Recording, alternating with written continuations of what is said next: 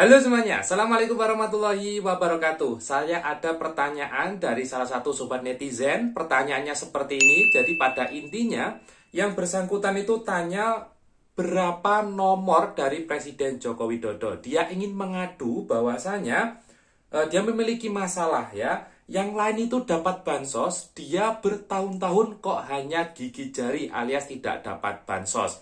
Nah, terkait masalah ini tentu dari Anda ada yang mengalami hal yang sama. Atau mungkin Anda penerima manfaat, tetangga Anda ada yang mengalami hal demikian.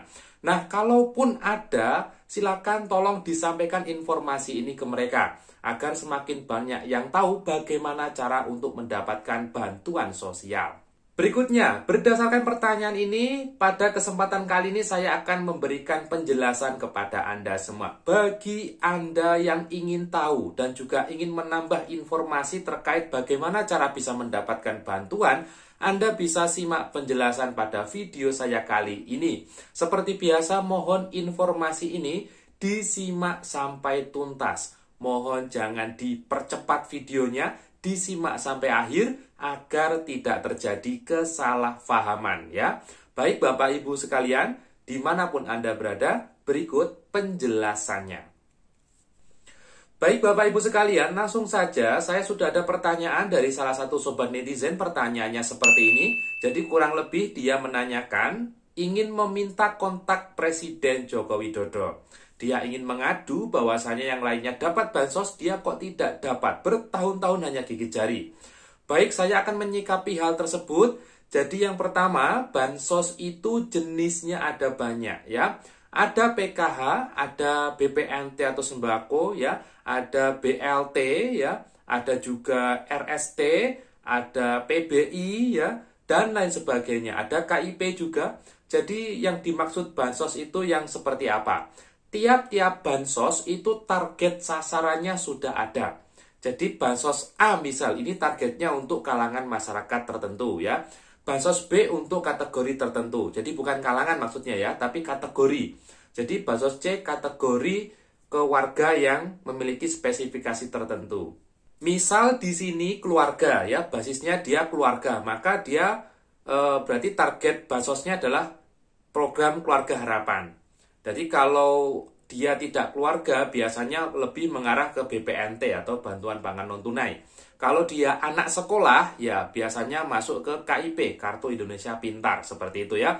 Jadi perlu difahami jenis bansos ada banyak, dan yang dimaksud dari pertanyaan itu hanya gigi jari tidak dapat itu bansos yang apa. Ya mungkin di sini saya menganggap bansos PKH atau BPNT ya, karena yang umum di masyarakat itu, dua bansos itu. Nah, cara agar mendapatkannya bagaimana? Sebenarnya Bapak Ibu itu tidak perlu mengadu ke presiden ya, atau mungkin ke ke kementerian atau bagaimana. Karena sudah jelas Bapak Ibu bisa buka Undang-Undang Nomor 13 Tahun 2011 tentang penanganan fakir miskin. Bisa Anda cek di sana pasal ke-9 ayat 1 sampai ayat ke-5. Bisa Anda pelajari di sana. Yang pertama untuk ayat 1 bisa Anda baca di sini sudah saya tampilkan, di mana seorang fakir miskin yang belum terdata dapat secara aktif mendaftarkan diri kepada lurah atau kepala desa atau nama lain yang sejenis di tempat tinggalnya.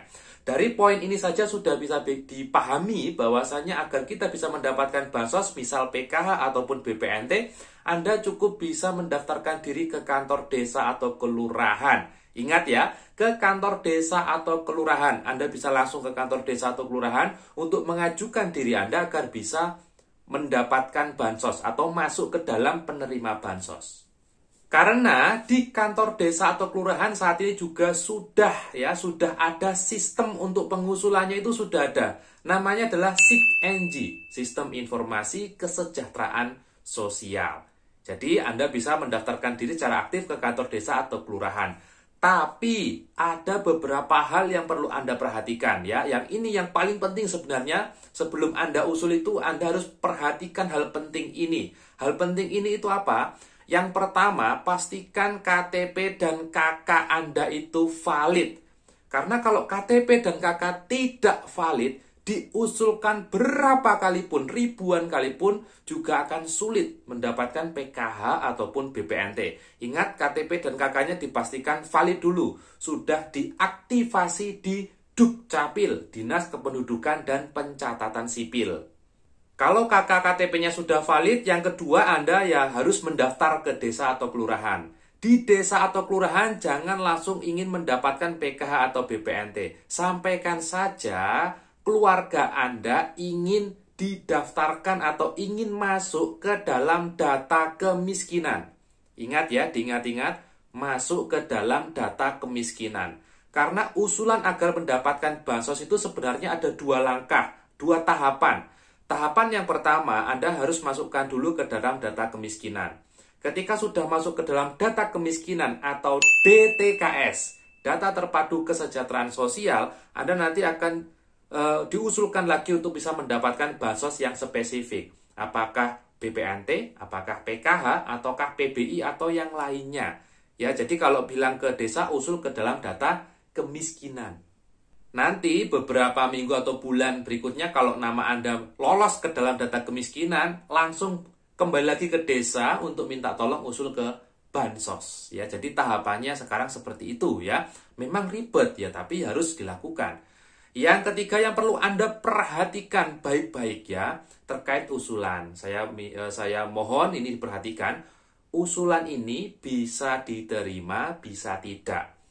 Jadi tidak semua usulan akan diterima secara langsung. Ingat ya, tidak semua usulan akan diterima secara langsung. Setiap usulan yang masuk ke desa tentu akan melalui proses musyawarah desa, atau rembuk desa, atau rembuk kelurahan, atau musyawarah kelurahan. Di mana di sana akan hadir kepala dusun ya, kepala lingkungan mungkin, RT, RW ya, pendamping, BBD ya, lurah, semua akan berdiskusi. Nama-nama ini kita usulkan atau tidak begitu. Kalau oh ini layak diusulkan ya akan diusulkan. Oh ini tidak layak ya tidak akan diusulkan. Jelas ya, yang ini jelas. Poin yang penting yang keempat ini perlu Anda perhatikan, mohon diperhatikan ya. Misal Anda lolos diusulkan di tingkat desa atau kelurahan lolos. Oh ini nama ini masuk. Anda harus mengantri secara nasional. Maksudnya gimana Mas? Jadi gini, bantuan PKH dan BPNT itu ada kuotanya. Ada kuotanya ya. Sama seperti sekolah ya.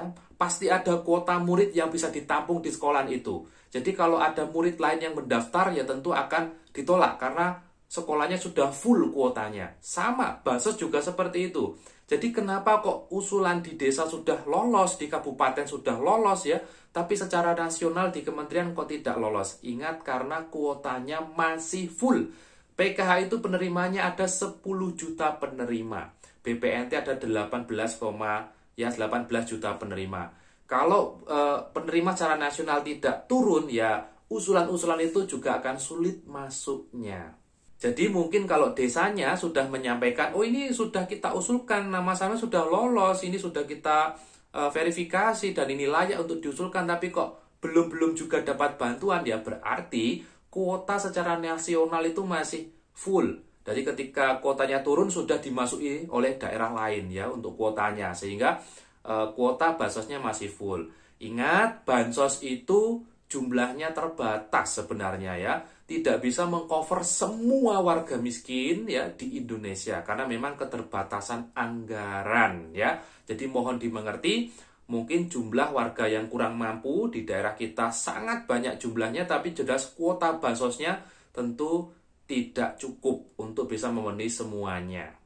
4 hal penting sudah saya sampaikan. Yang terakhir yang paling penting, Mas, itu kok masih dapat bantuan, tapi dia sudah kaya sebenarnya, sudah mampu, sudah beli tanah, sudah beli sepeda motor. Nah, yang kelima ini jangan hanya dibatin di hati atau mungkin disampaikan di tetangga, jangan. Segera laporkan ke desa atau kelurahan. Kalau Anda tidak berani ke desa atau kelurahan, minta titip ke kepala dusun atau kepala lingkungan untuk disampaikan ke kelurahan. Agar nanti saat musyawarah yang bersangkutan, yang terindikasi sudah sejahtera atau mampu itu, dicoret dari kepesertaan bansos. Ingat, sekarang sistem untuk mengusul dan juga mencoret bansos sudah ada di desa atau kelurahan ya. Sudah ada di desa atau kelurahan. Tinggal nanti saat musyawarah pemerintah daerah setempat berani atau tidak untuk mencoret. Jadi minta tolong ya, kalaupun ada yang menerima yang sudah sejahtera atau mampu, mohon dibantu dilaporkan ke desa atau kelurahan setempat ya, agar nanti saat musyawarah juga dibahas. Oh, yang diusulkan atas nama ini ya. Oh, yang dihapus itu atas nama ini. Jadi kalau yang dihapus banyak kan nanti kalau usulannya bisa segera tertampung, segera masuk gitu loh. Begitu ya. Jadi sudah paham terkait bansos saat ini.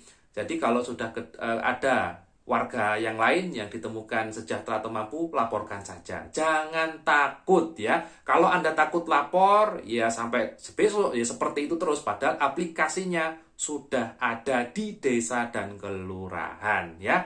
Oh ya, satu lagi sebelum saya tutup, ini durasinya cukup panjang tapi tidak apa-apa. Terkait ada yang komplain, Mas, penerima PKH kok bisa dapat bantuan yang lain, itu bagaimana, Mas? Jadi secara hukum ya aturannya bisa Anda lihat pada Permensos nomor 1 tahun 2018 terkait program Keluarga Harapan poin ke-8. Di sana disampaikan bahwasannya penerima PKH bisa mendapatkan bantuan komplementer atau bantuan pelengkap lainnya. Jadi bagi penerima PKH bisa mendapatkan BPNT atau sembako itu adalah bonus. Bagi penerima PKH bisa mendapatkan KIP atau KIS, Kartu Indonesia Sehat itu adalah bonus ya. Jadi itu bonusnya. Tapi apakah ada penerima PKH yang tidak dapat bonus? Tentu ada. Itu adalah PKH murni.